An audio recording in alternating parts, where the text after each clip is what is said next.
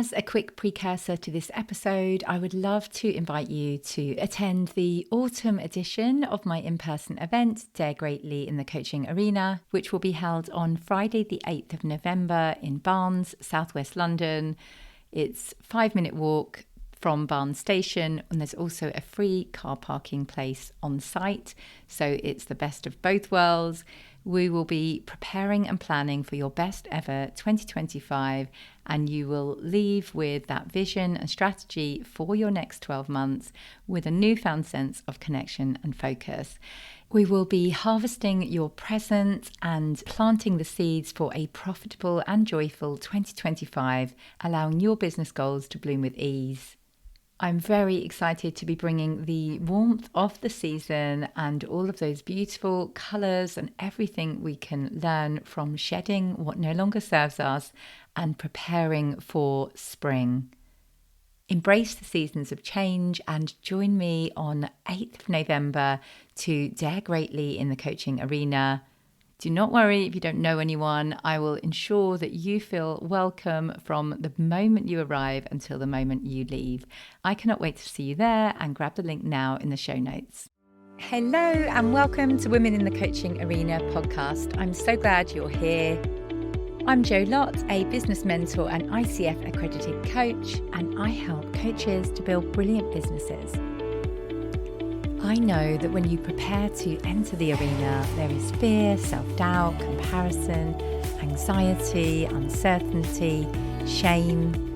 You can tend to armor up and protect yourself from vulnerability.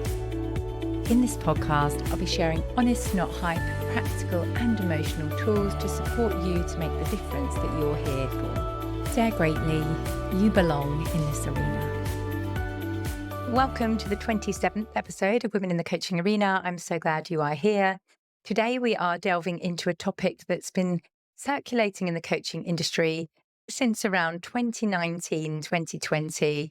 And it is that it's easy to reach 100K per year as a coach. So let's discuss. Let's talk about the elephant in the room. So we have all seen those flashy ads and success stories claiming that hitting the 100K mark is a breeze. Is it really? Coaching, just like any other profession, takes skill, hard work, dedication, marketing, sales. While a tiny percentage of coaches might hit that 100K mark in a really short timescale or at all, it's essential to understand that these are the exceptions, not the rule. Think of the world of professional music. So you might be an amazing singer. We've seen them all on X Factor. These people are amazing, but only a tiny percentage of them will become a household name like Beyonce, Elton John, Taylor Swift. Just because someone can sing or play an instrument super well does not mean they're going to be selling out stadiums or winning multiple Grammys. And it's just the same in the coaching industry. So while many venture into coaching with that passion and skill, not everyone is going to hit that 100K mark effortlessly. It takes a combination of talent, timing, hard work, and sometimes a bit of luck. There are also several factors which will affect how much you gain in revenue as a coach. And this is what they don't talk about. So let's talk about it today. So firstly, niche and demand. So not all coaching niches will have that same demand. While executive coaching or business coaching might command higher rates, other niches might not have that same financial potential. Most of the flashy case studies you will have seen branded about are either the business coaches themselves sharing their own wild success story, or they are showcasing another sales or business coach client that they perhaps have been friends with for a while. But of course, you won't know that unless you have been in the industry for a while. So it looks super impressive and it looks like everybody achieves this.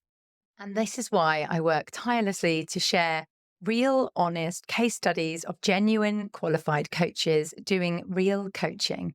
So we're talking a variety of niches, so you can get a feel of what an honest, not hype business growth journey looks like in your niche. I aim to share client stories whether or not they feel they have had an amazing success story, because depending on your starting point, success will look different for everyone.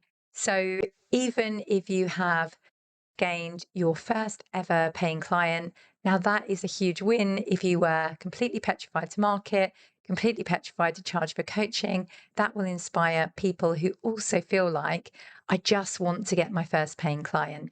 It doesn't always need to be a really fancy success story, because yes, while some people will fill their client roster with clients, there will be other people who have that personal, emotional journey to go on, as well as learning the practical elements of marketing.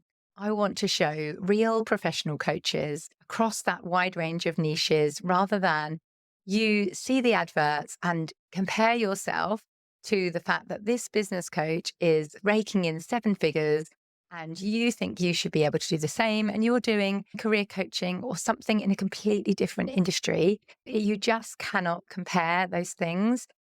It's also good to think about what is the average wage in the workplace. So most of the time, it's nowhere near that 100K. And you may have worked for years to reach whatever level you were previously at in the workplace. So, yeah, just be kind to yourself and know that it is going to take some time to build up your business. And it's sadly something that not many people have any awareness of when they're doing their coach training. I've just come off a discovery call myself. She just had no idea and never asked the question of her coach trainer at the time as to how many people succeed. But when she did ask the question, he said that 20% of people succeed in running their own coaching business. So at least he was honest when she actually asked the question. But it's a real shame that people aren't aware that there is a whole nother learning curve to go on after gaining that coaching qualification. And just like the coaching qualification took time, practice, dedication, skill, courage, your coaching business building journey will also take the same. So, who came up with this 100K goal anyway? Don't get me wrong, I am ambitious. I love a big goal. I'm not saying that if this is your goal, this is bad, because I have a big goal too. But I want to share honest information so you don't beat yourself up about not achieving this big financial goal that is supposedly easy, because it does take a lot of work, and it's also likely to require a lot of investment in business coaching and support, maybe systems, maybe ads. So if you think you are the only one failing and everyone else is raking in these big figures, just know that you are not alone, and that is completely untrue. It's that tiny percentage of people achieving it, and usually it's business coaches. And I know that's awkward for me to say it, because I am now a business coach who helps other coaches build their business. This is a true passion for me after running my own career coaching business and executive coaching business, and not being able to find any honest, genuine support to build my business at the time. Well, actually, I say that. I did find an amazing career coach called Faye Wallace, who listens every week. Hello, Faye, who agreed that I could buy three mentoring sessions with her. It took so much courage to email her, and I was really, really relieved when she said yes. And I'm so, so lucky, because it wasn't what she was doing. You know, she wasn't doing business coaching, but she generously shared how she had got to where she had in her career coaching business, which was exactly what I wanted to do at the time. So it really did give me the courage, confidence. She had real belief in me that I could do this, and that meant a lot. Since then, I'm super lucky that now Faye is all in on her HR niche. She refers other coaches along to me who contact her for mentoring. I really got the entrepreneurship bug and have all of the training and experience to be able to help you to see an honest, real approach to building a coaching business. If you are a HR professional, do look up Faye Wallace if you haven't already. She is amazing. So rather than run and not want to be associated with the hype in the coaching industry, which I definitely wanted to do, I chose to stand up to the hype and offer honest support to other qualified coaches who are building their business. So it means a lot for me to create for you what I wish I knew when I was a newly qualified coach. And to be honest, what I still wish I had now. I think it's easy for me to continue talking about newly qualified, but actually, a lot of the people I work with have been qualified for absolutely years. We all still need support to grow that business, to continue to generate leads and inquiries into our business. That is ongoing and that will always need to be done. And I'm so lucky to be able to do this work because if you are similar to me, whatever niche you have chosen is probably due to your own personal story. So that is often what I find dictates where you decide to put your passion, put your energy, what problem you're trying to solve is often you, like 3 or 4 years ago, wishing you had had this support. So the second thing that impacts your ability to earn 100K is experience and credibility.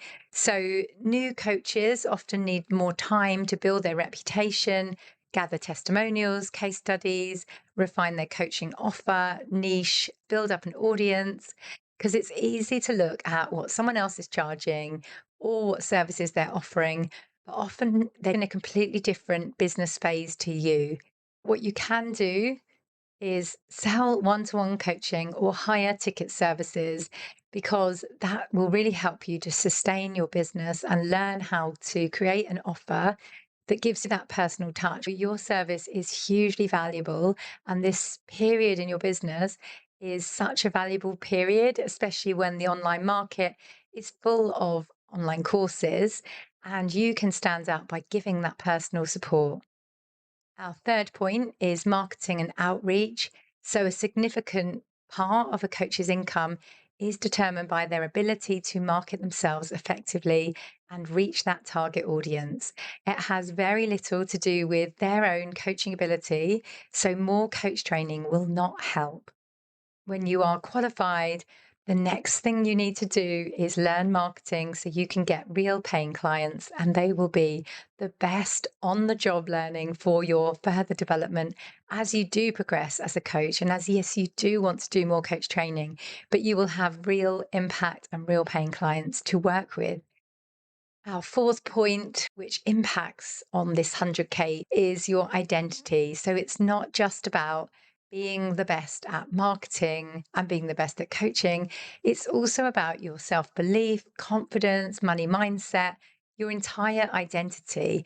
And it does take inner work and a lot of it to build your business. I know that from myself and the amount of work I've done and the women I work with who perhaps undercharge massively or certainly want to at the start of the program. And there are so many reasons for that. Women are often expected to do caring work for free. If you talk about money, it's kind of disgraceful for a woman, whereas a man can say, yeah, I want this big goal. And we'll say, good on you, that's great, providing for your family, well done. Whereas women often get shamed for talking about big financial goals or money. So I don't want this episode to put you off going for that big goal. You go for it. What I don't want is you to use this myth that's branded around in the industry that it's super easy. And if you can't achieve it, you must be not committed or doing something wrong, because that's not the case. Our fifth point is systems and a team. So, another challenge many coaches will face is wearing too many hats. You are suddenly the marketeer, the coach, the finance person, all of the things. And therefore, your time will be seriously stretched. So, it isn't always easy, especially without those good systems, paid ads, and team and nurture sequence setup, and all of those things. So again, be kind to yourself. I'm not saying it's not possible to reach 100K without all of this. What I am saying is it depends on the time you have available, and it depends on how you are focusing on the right things that are going to get you to that goal versus focusing on the behind the scenes stuff like the website or the emails and all of that stuff. Because yes, you do want it all done, but to really get that income, it's about contacting people and building those relationships. So, why does the 100K myth persist? Well, I guess it's a catchy number. It's a milestone that many entrepreneurs will see branded around, not just coaches. And it's also good to think about the reality of that number. I heard recently a coach who is bringing in 450,000 a year actually paid herself 50,000 in that year because there were so many other expenses associated with generating that amount of income. So do know your profit margin is the highest a year or so into your business, and as you grow, those expenses will mount up. So you may be already earning the same as someone earning or branding themselves around as a 500K coach. Be kind to yourself, be realistic, know what this is all about in the industry. It's just a catchy number, just like the 4 minute mile. No one is going to be scowling at you saying you're doing a terrible job if you don't do a mile in 4 minutes. In conclusion, while reaching 100K or more is definitely possible as a coach, especially year on year of cumulative growth, it is crucial to understand that work, dedication, and time it will require. And if you do bust through that quickly, huge congratulations. A small percentage will, and that is amazing. I will be cheering you on. No matter where you are on the scale of this 100K myth, it is a journey filled with learning, growth, and you have a genuine passion for helping others. Take one step at a time and know you will reach that part when the cumulative effect starts taking off and all of your actions start coming together and bringing you more consistent clients. Thank you for joining me today on this episode of Women in the Coaching Arena. If this episode resonated with you, please share it with a friend or leave me a review or drop me a line. I would love to hear from you. Joanna at joannalottcoaching.com. Remember that success is a journey, not a destination, because I guarantee you the moment you hit that 100K mark, you will start thinking about the 200K mark, the 500K mark, the $1 million mark. The goal will always keep moving, keep learning, strive to be the best version of you, and get it in perspective also as to what you really need for you, for your family. I truly believe that women can earn so much more than they think they can. So do go for it, set that goal, know that it is possible for you, and just be a bit more easy with yourself on the time scale. Like I always say at the end of every episode, trust yourself, believe in yourself, and be the wise gardener who keeps on watering the seed. Thank you so much for listening to this episode of Women in the Coaching Arena. I have a mass of free resources on my website, joannalottcoaching.com. That's Joanna with an A and Lott with 2 T's, joannalottcoaching.com. And I'll also put links in the show notes below. Let me know if you found this episode useful, share it with a friend and leave me a review, and I will personally thank you for that. Remember to trust yourself, believe in yourself, and be the wise gardener who keeps on watering the seed. Get into the arena, dare greatly, and try.